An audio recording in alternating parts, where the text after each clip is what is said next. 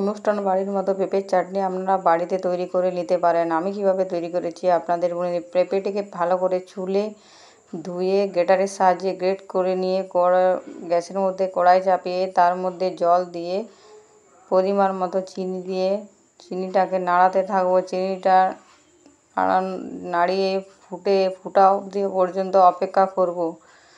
ফুটে এলে এর মধ্যে গ্রেট করে রাখা পেঁপেগুলো দিয়ে দেব। তারপর নাড়াতে থাকবো 3 থেকে 4 মিনিটের জন্য। পেঁপেগুলো সেদ্ধ হওয়ার জন্য ঢাকা দিয়ে দেব।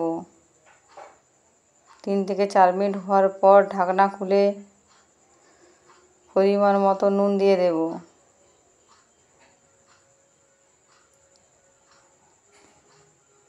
এরপরে আবার নাড়িয়ে নিয়ে ভিজিয়ে রাখা কাজু কিশমিশ এর মধ্যে দিয়ে দেব। এরপরে আবার নাড়াতে থাকবো।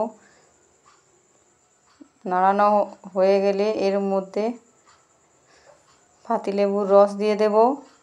এরপর একবার ফুটিয়ে নাড়িয়ে নিলে রেডি অনুষ্ঠান বাড়ির মতো পেঁপে চাটনি। আপনারা বাড়িতে এইভাবে একবার তৈরি করে খাবেন, দেখবেন ঠিক অনুষ্ঠান বাড়ির স্বাদের মতো পেঁপে চাটনি তৈরি হয়ে যাবে।